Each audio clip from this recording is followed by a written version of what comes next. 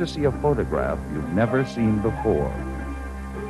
It's a simple photograph, a girl with a camera. But the girl is Norma Jean Doherty. And it was a camera that transformed her into Marilyn Monroe. These are some of the 53 recently uncovered images of a 19-year-old Marilyn Monroe. These are her very first professional photographs. These are the photographs that led her down the yellow brick road into the gates of the Hollywood studios. Most of these remarkable shots have never been seen or published before. They were lost for over 40 years, until they were purchased at auction by a consortium of 4 Canadian investors headed by this man, 37-year-old Greg Cheadle. Well, the newspapers are reporting that this could generate $100 million for us. Our hope is that we may realize a gross revenue return, and I want to emphasize a gross revenue return of a little under $10 million. And now, these 45-year-old negatives are being carefully restored and enhanced.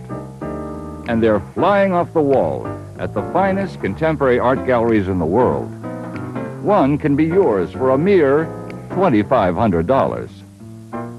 We have had more calls on this show than probably any telephone inquiries in the last 10 years of doing business on Worth Avenue.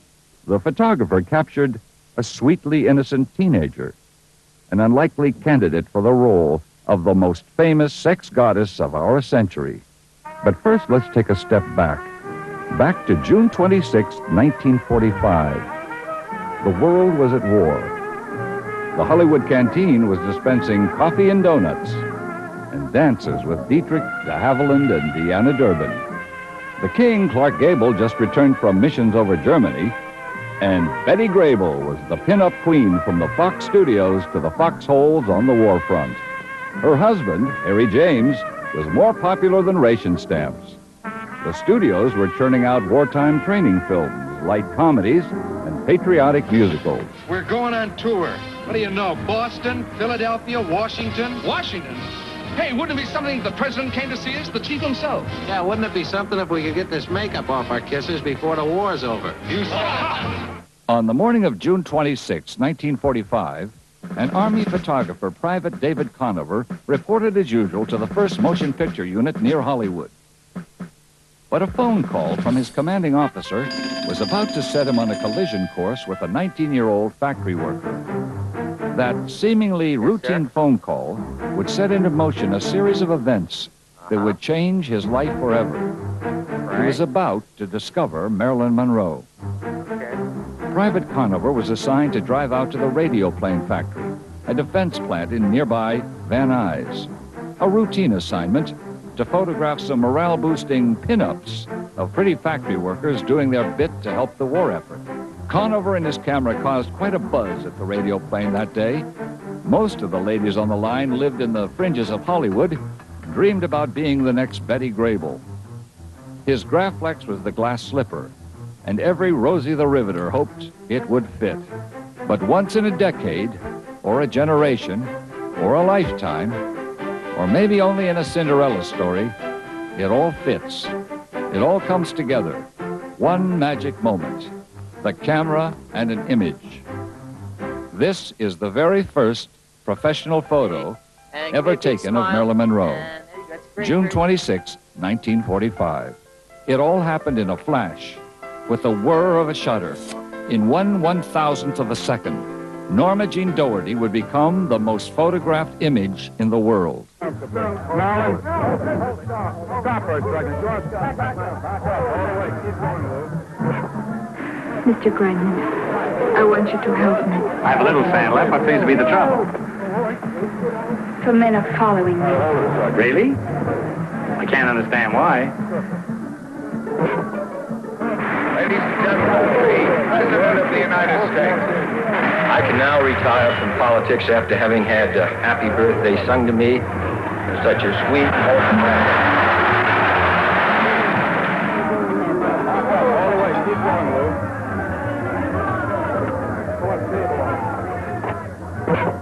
The highlight of my life was singing for the soldiers I stood out on an open stage and it was cold, but I swear I didn't feel a thing except good. Marilyn, where are you going from here? Marilyn Monroe would become the last great queen of the silver screen. She would become a fantasy, sex goddess to all men in all parts of the world. She would be courted by presidents, hold court with the queen. She'd ride the merry-go-round, but never quite grasp the gold ring. She'd marry the Yankee clipper, Joe DiMaggio, and the Pulitzer Prize-winning playwright, Arthur Miller. But on this day, in the summer of 1945, she had already been married for 3 years to the boy next door, Jim Doherty. Norma Jean and I were married in June 1942. She had just turned 16 June 1st, and I had just turned 21 April 12th. When I shipped out, Norma Jean moved in with my mother. When Jimmy had to go overseas with the Merchant Marine, she both lived with her and worked with her.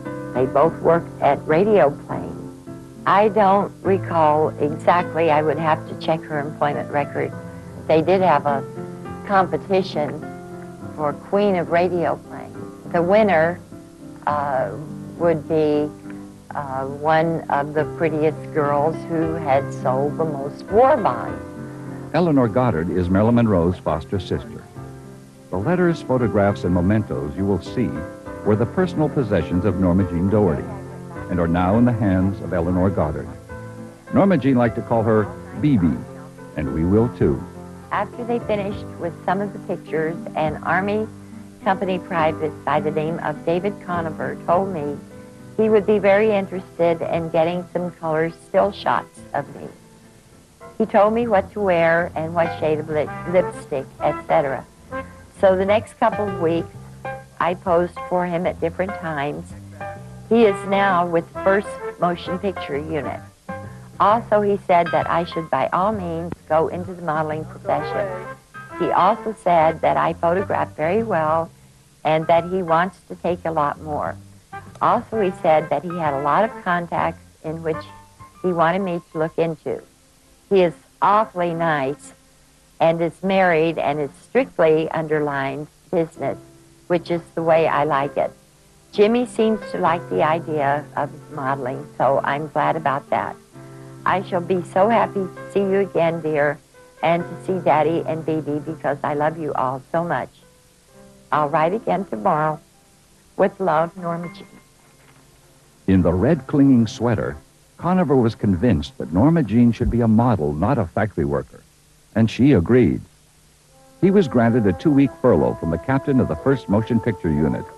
Norma Jean requested a 2-week leave from the radio plane factory. He believed he was going to teach Norma Jean how to model. He was about to launch a legend.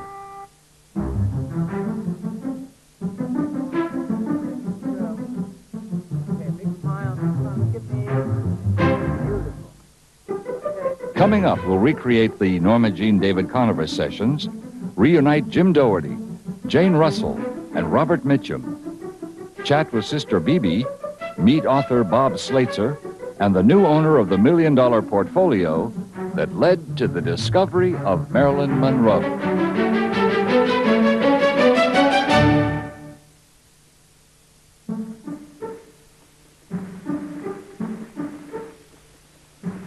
Norma Jean Doherty wanted to be a movie star, but David Conover convinced her that first she would have to become a model.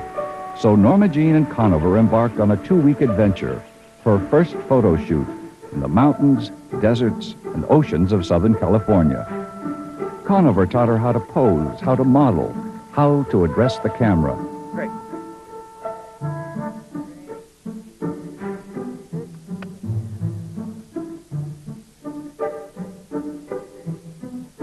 Hold it.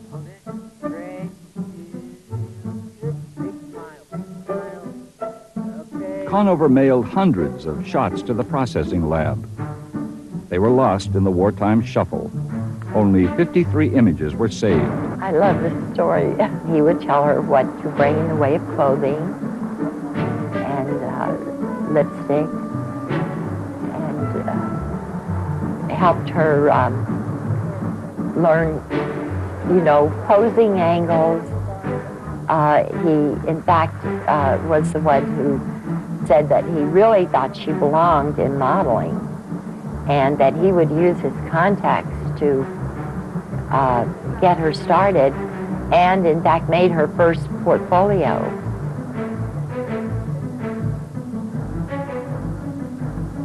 Cameramen, I guess most of them are like all artists, very perceptive people, and something about her certainly drew David Conover's attention. This is someone who belongs in front of a camera.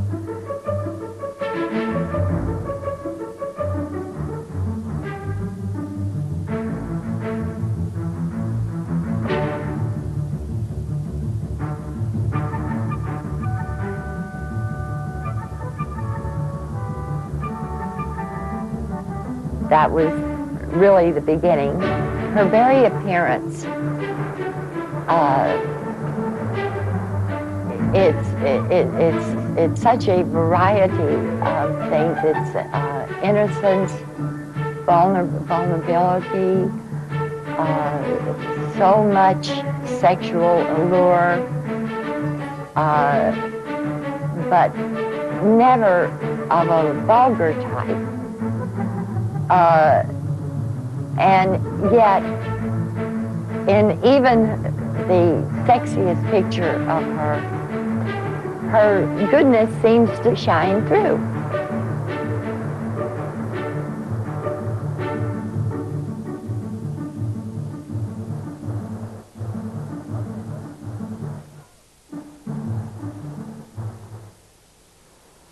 As the days together draw to a close, Norma Jean sees a remarkable improvement in her work, thanks to Conover's daily direction. Norma Jean is in love with the camera. Conover is in love with Norma Jean. And so it ends. Conover is shipped out to the Philippines. Norma Jean returns to radioplane, and they lose touch. It was not until 6 years later, to Conover's utter amazement, he learned that the kinky-haired 19-year-old Norma Jean Doherty had become the platinum blonde bombshell Marilyn Monroe. And his portfolio was the key to unlock the doors of Hollywood. Marilyn Monroe's road to stardom was bridged by ironies, and here's just one. The captain of the first motion picture unit, the commanding officer who sent David Conover to radioplane that red sweater day in 1945, was Captain Ronald Reagan. Marilyn Monroe would become the most photographed star in Hollywood, second only to Ronald Reagan, and he had to become president. Marilyn Monroe and David Conover were reunited on the set of Gentlemen Prefer Blondes in January of 1953. And it was there that Marilyn Monroe announced to the world that she was discovered by Conover and his camera. The Conover sessions in that summer of '45 had paid off. Norma Jean had a professional modeling portfolio. It was only a matter of time before she would become the hottest cover girl in the world. Cheesecake covers seem rather tame by today's standards, but as a pin-up model, Norma Jean was perfectly cast. Her natural innocence and well-endowed beauty were the right ingredients for success. Readers sat up and took notice. Editors clamored for more. She was seen by all the right people. It was only a matter of time before Hollywood would knock on her door. With the Conover portfolio tucked under her arm, Norma Jean set out to become a model. She signed on with the Blue Book modeling agency, Hollywood's best, and simply took off. Her very first national cover was the April Family Circle, followed in May by U.S. Camera. June was the beginning of a long relationship as a laugh cover girl. In July, she was the sweater girl for True Romances, and in August, the cheesecake cover for Salute. The Blue Book agency suggested she begin lightening her hair color, and for Laugh magazine alone, she modeled as Norma Jean Doherty, Norma Jean Doherty. Jean Norman, and later as Marilyn Monroe. She sold swimsuits in this Janssen ad and motor oil in this first and only television commercial. Cynthia will just love that Royal Triton. In Hollywood, in the 40s, there were more blondes per block than used car lots. Norma Jean wanted to be noticed, to stand out, so she became a platinum blonde. Once again, Phoebe Goddard. they gradually changed her hair color, starting about 1946. Later, it was made the very, very light blonde, which she herself nicknamed pillow blonde, like a pillowcase, you know. To my own personal knowledge, she did not have a nose job of any kind, but a very good friend, Bob Slater, I asked if he had any knowledge of that, and he said that she did have a small piece of cartilage removed from her nose and from her chin. In some pictures, people have pointed out to me that, but it does look slimmer here. Well, it could be made to look different by makeup. But an actual nose job, no, she did not. She did not have any cosmetic surgery of any kind. Not body cosmetic surgery, as so many people believe.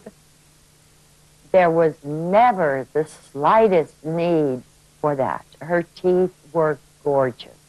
The mole was on the left side of her cheek. It was a flesh-colored mole. And very often it was highlighted with pencil, like a beauty mark. In Some Like It Hot, they put a beauty patch maybe here, but her actual flesh-colored mole was right here on her cheek, her left cheek. Norma Jean loved to take pencil to Conover's photos to experiment with the look. Beebe showed us her actual Conover photos that Norma Jean toyed with. A fuller head of hair, big, bright lips, deeply shadowed eyes, penciled extensions to her already lavish lashes. As early as age 12, Norma Jean and Beebe designed a dream wardrobe, little girl dress-up clothes for a grown-up with seemingly no identity.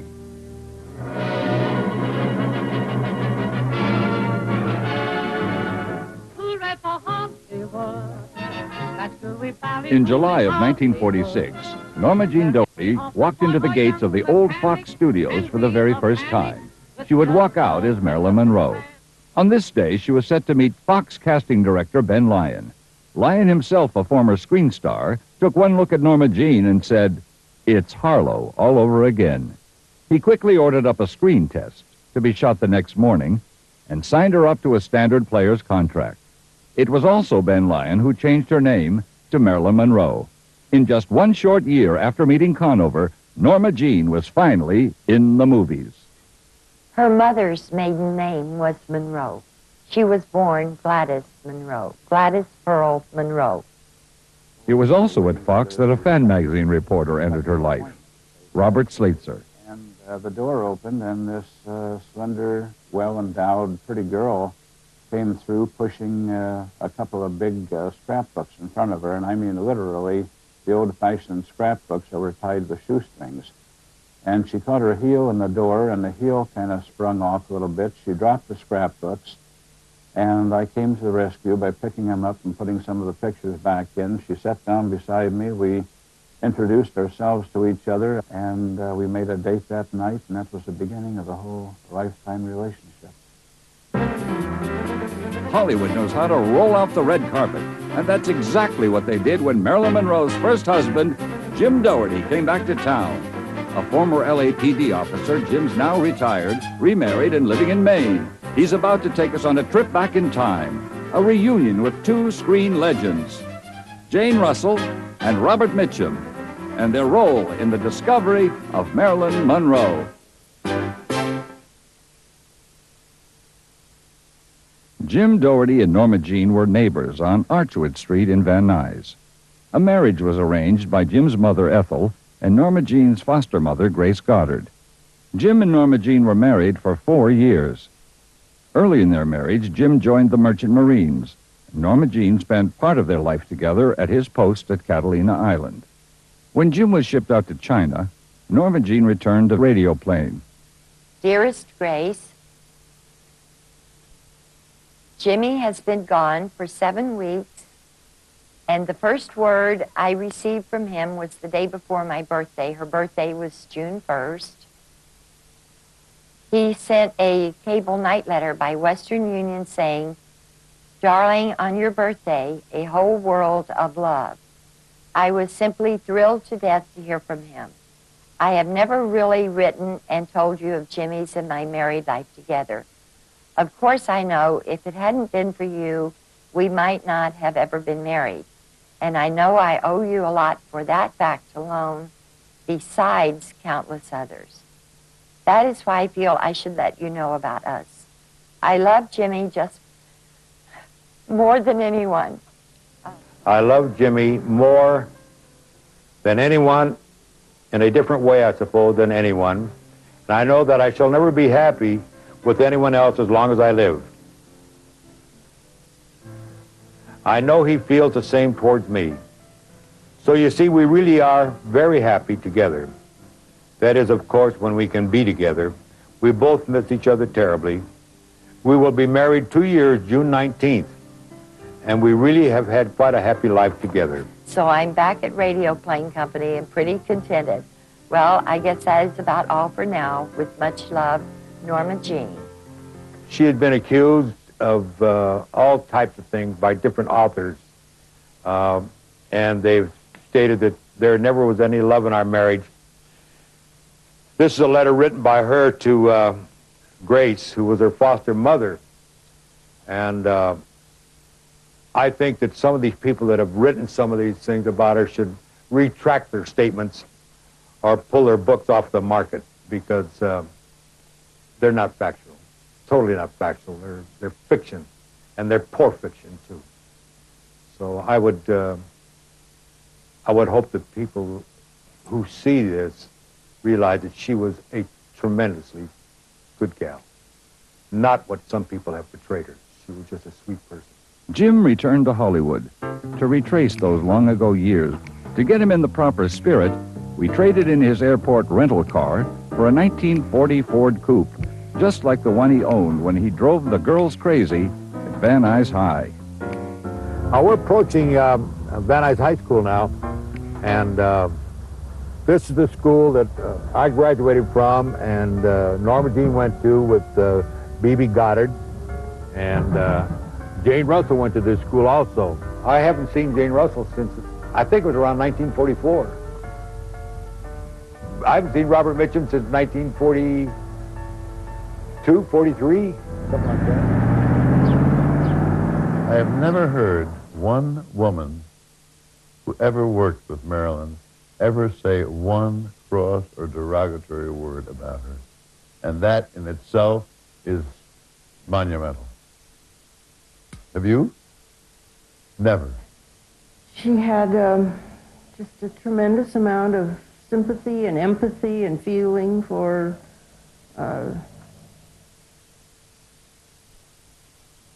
people, situations, and she was always a little unhappy and mad at the big boys, you know. Never a hairdresser, never a wardrobe woman, or never. You never heard, or a woman with whom she was working, you have never heard one woman say a cross word about her. She was certainly not your dumb blonde at all. She was a very bright, sensitive girl. The crew? The crew loved her, honest to God. She was a darling to the crew. She had a lot of empathy and understanding, and she had a fey sense of humor, which was really very cute. And they all adored her. For her loyalty, she was immensely loyal, to a fault, really, to her friends, to anyone she knew. She had great sympathies for people. She was really as straight and decent as you could want. You know, she was a very humorous girl. Actually, one of the funniest girls on The Natural that I've ever met, really. Funny girl she was, really. And, but she tried very hard, and she felt inadequate. truly, you know. She had physical problems, and which certainly didn't encourage her confidence, you know, did not build her confidence. But she was one of the most honest, loyal, earnest people that I've ever met, and generous to a fault, you know. She did have a chip on her shoulder about it. And it's too bad. If she could have dropped that, she might not have had to fight so hard. Well, I was her friend, and Jane was her friend. Very, very good friends. You know, she became like a family friend, really. Yeah, that's old Curly. That's the gal I married.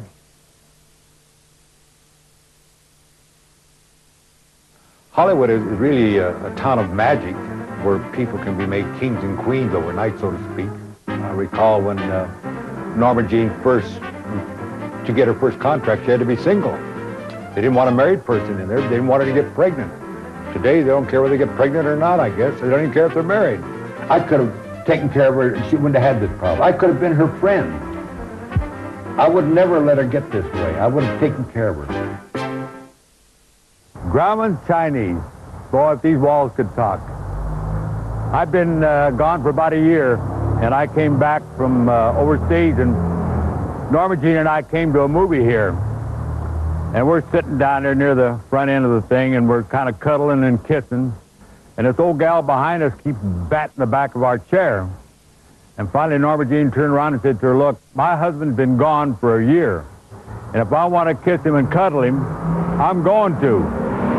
And then about that time, the movie started, and there was Robert Mitchum up there. He's a commander of an aircraft carrier. He went from Lockheed assembly line to a commander of an aircraft carrier in 1 year. And I told Norma Jean, I said, "I know that guy. I worked with him at Lockheed, for God's sake." And she just kind of giggled. Can you imagine that? And later they made a movie together, for God's sake. The Indians call it the River of No Return. From here on, you'll find out why.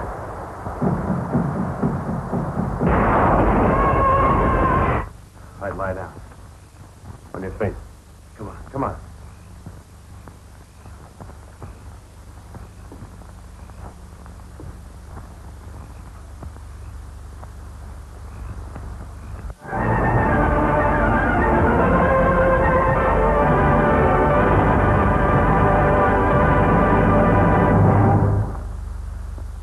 Marilyn worked very hard. I would go home after a day's work, and I was exhausted, and I wanted to go home and spend it with my family and eat dinner and relax for a few hours. She'd go and work with her coach until, midnight sometimes, and then turn around and come back in the next morning. I don't know how she did it. Everybody wanted to help her because she was a very sweet, sensitive, super sensitive girl. In fact, she got her feelings hurt a lot of times when she really didn't have to because she was so sensitive.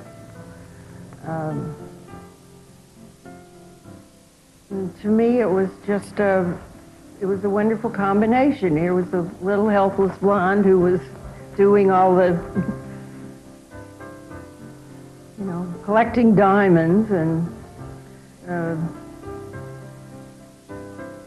the dame that didn't care about diamonds at all, but would rather have a real love life. It was a good combination, and I knew that. We're just two little girls from Little Rock. We lived on the wrong side of the track. But Little Rock or Square Rock, these gals must have their rotten diamonds are a girl's teddy bear.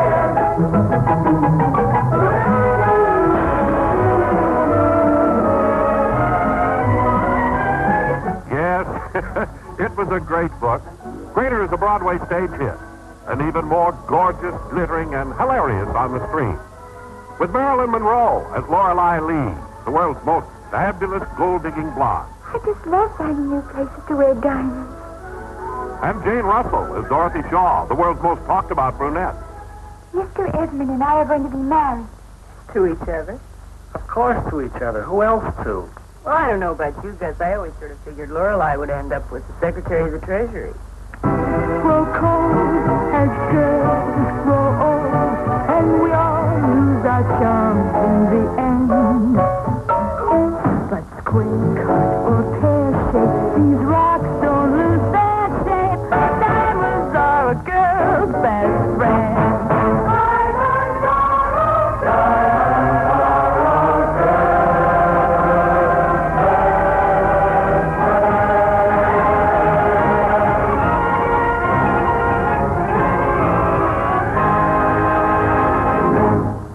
I recall when I was a young officer on the LAPD, I was sent here at the premiere of the Asphalt Jungle, and I was down here to direct traffic. And I kept thinking maybe Norma Jean would drive by, but she was sick. She never showed up, never saw her. Marilyn Monroe as Angela, the easy-living, green-eyed blonde. Haven't you bothered me enough, you big banana head? Just try breaking my door, and Mr. Emmett will throw you out of the house. James Whitmore as Gus, the strong-arm boy. A right guy in a wrong world.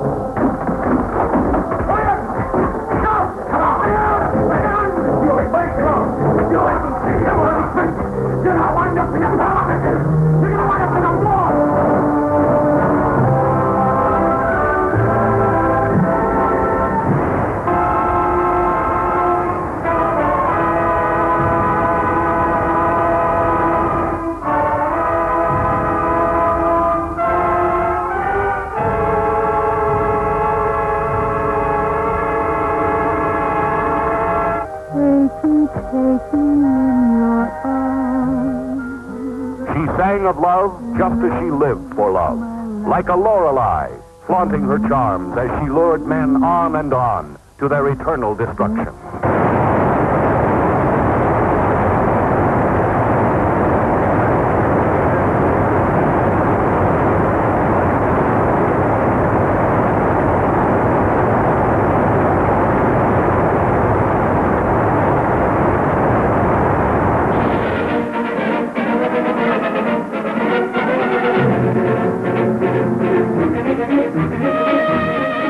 I'm the guy in 821 across the court. Can I ask you a question? I don't know. I suppose so. Are you sure you want me? Yeah, you're the one I want, all right.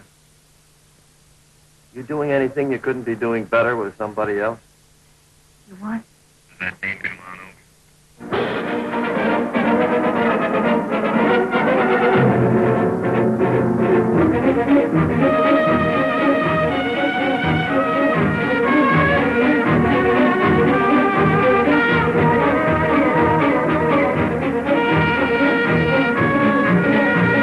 When I stepped into that room, I ran smack into an adventure you don't forget in a long time. Because the screen has never shown this kind of woman before.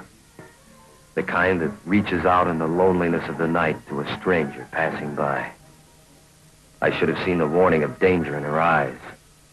For what happened in that suspense-filled night was about to change my entire life. Cat, it's 8:09. I'm frightened. I think something's happened.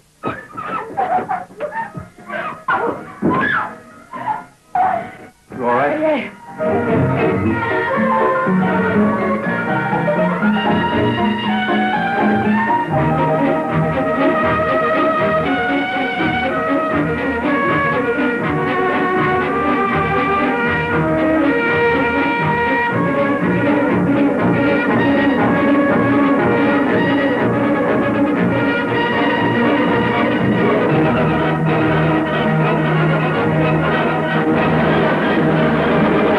Well, I haven't seen Bob since we worked at Lockheed, and that must have been 43. 42. 42, and I think it was about 42 or 3. Yeah, it was right in there. And I think I saw you at the that nightclub in the 44, 43, 44. Yeah. You didn't you have that boxer? Was he boxing? Weren't you his manager, owner, or something? Oh, he was beat up pretty bad. No? You were just nursing him. You and Bob was taking care of him. He looked like he'd lost that night. That boxer did, poor guy. Wasn't Art Aragon, was it? Oh, Golden Boy? Yeah. Jeez. Oh, we got some good boxers out 50 there. years. Huh? That's 50 years. Think about it. Think about that. How about them apples? Yeah, it's quite a while. I know it isn't that long because I'm not that old. Small world department. Yeah, It sure is. really. It sure is. Well, I've thought about this so many times, you know, and I've always wanted to get to see. I wrote you a letter one time, but I never got it. Did you get it? Yep. Why the hell didn't you answer it? He never answers letters. Yes, I do. Yes, I do. But if you cross Jane, you'd be in trouble. Where if you cross Norma Jean, she'd just feel sad. Yeah, she cried. Yeah. And that was the difference between the two. She did not understand how to come back. That's right. She didn't. I had 4 brothers. That's what I know. I've got to say that But you 4 brothers raised you properly. Norma Jean, you know,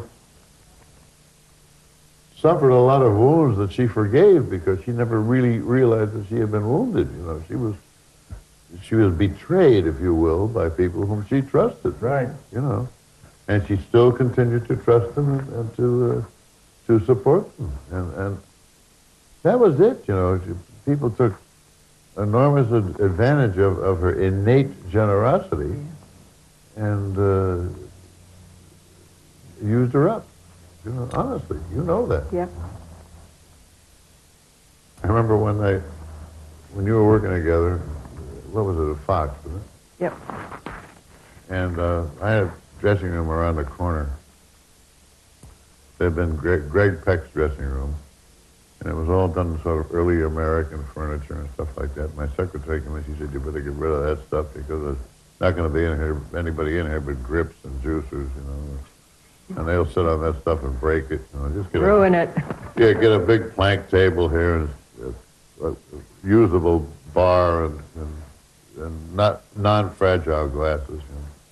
So anyway, I come off the set, and she's in the dressing room, and through the louvers, you know, she's whispering, you know, Bob, you know, can I talk to Gwen? And they didn't want to use her voice on whatever it was on some song. Anyway, so she played me this acetate, the test record, and I said, that's a so-and-so arrangement, isn't it? And she said, yes. And I said, well, it's got too much brass in it, and what you need is an instrument which gives you confidence, which carries the tonic melody, so that you can follow it, so that you're always reassured, because she was not too sure of herself. She had a very sweet voice, you know, very small but very sweet and absolutely true voice. So I said, I think the wood clarinet probably, you know, will carry you through. So have them rearrange it, you know, so that you have a tonic reference all the way through the number. And so she's writing all this down, and she did it, as a matter of fact, and they, you know, did it. So she said, would you like a drink? And I said, yeah. I said, as a matter of fact, I was just on my way around. So she brings out a glass, and she puts some gin in it, and she puts some scotch in it. She put some vodka in it. I said, what the hell are you doing? She said, well, this is a cocktail, isn't it? Isn't that how you make a cocktail? I said, forget it, honey. I'll check you later. So a couple of times later, this is when she lived on Tahini, wasn't it? Yeah. And so she'd invite me and my stand-in, Tim Wallace, over for dinner. And I said, honey, if you cook like you tend bar, I said, I got a pass. But she was totally, you know, sincere and innocent about it. She said, isn't that how you make a cocktail? She's putting all this booze and mixed up in a... I said, I got to pass this. Did you teach her that? She mixed my brother and I and my brother's girlfriend 3 drinks with 1/5. And she thought that's the way you did it. Yeah? And I said, it's nice of you to be even, you know, everybody got an equal amount, but that's too much. Boy. She was going to cook. Oh, no, She was a good cook. I'm sure. She was a good cook. She, her Her favorite dish, not because she liked to eat it, was to put a steak, peas, and carrots, because she liked the color. Yeah. Oh, yes, I remember. She liked the color. But she could make a lemon pie, but she had the cookbook out. She followed it right down like she was making a blueprint. And But she got, good. you know, Well, I'm glad that happened for her. you know, I made a lemon pie and put the knife in it, and it all ran right back together. I've never cooked since. You didn't use the same book, that's all. But they used to. They have a word now for this condition. You know, she used to get up in the morning, and she had a hairdresser up on Sunset Boulevard. An early appointment with a hairdresser, like 7 o'clock or something like that. So she'd go up there, and then she'd come back, and stop in her apartment, and then she'd start to panic. You know, then she'd start to panic, and she couldn't go out. You know, there's a name for this now. You know, but she was just terrified of meeting people and being judged by them. You know. She just was in the wrong business. She was very shy. You know, she was enormously shy. Tough, hard working.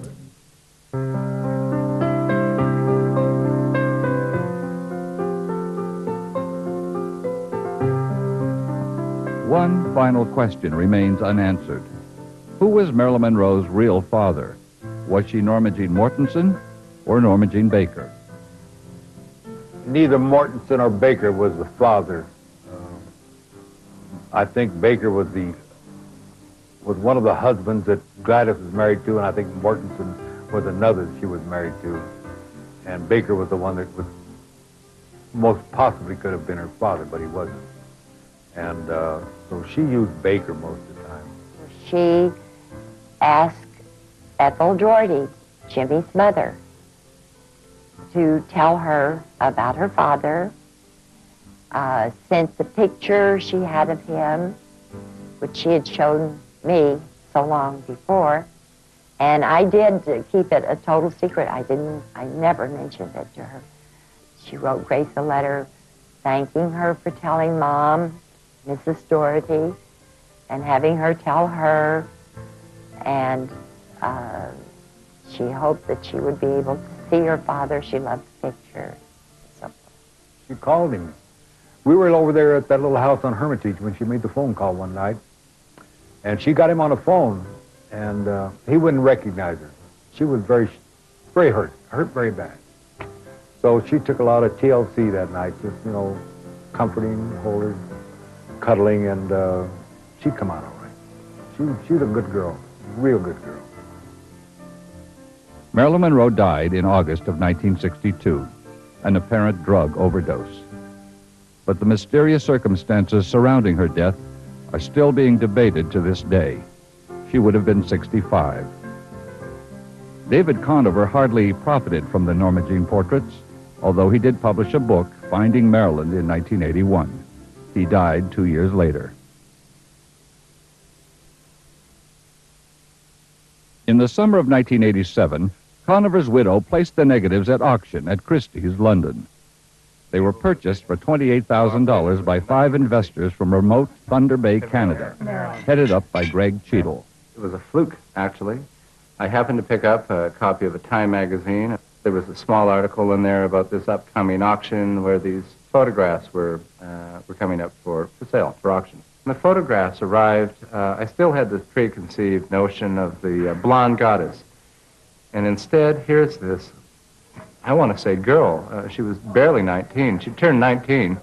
Earlier in the month, these photographs were actually taken. She's fresh. She's a youngster. She looks beautiful, healthy, vibrant, and very much innocent. This is a complete paradox to the general preconceived notion of Marilyn Monroe as the sex goddess. And it was such a direct counterpoint, we were all stunned by it. So, yes, I do get a little emotional. We all do. This has become very important to us, well beyond our hope to be able to make a reasonable return on our investment. It's almost a cause now. It's almost a challenge to go out and say to the world, hey, there's at least the best half of this person you know nothing about. Come and see what the real Marilyn looked like before she was eaten by the machine. The proud new owners gathered in sunny Florida for the first ever showing of the Discovery photographs at the exclusive Palm Beach gallery of Bruce E. Lander. A photograph like this, for example, which is one of the very first photographs ever taken of Norma Jean, literally with the identification card, makes this an extraordinary historical document.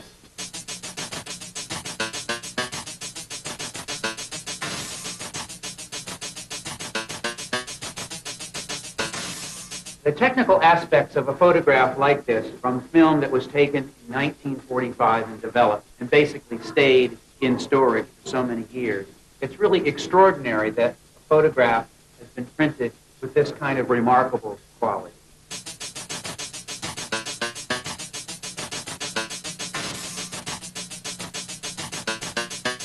There are many, many clients, for example, who called us asking what is the deal for a full portfolio, $45,000.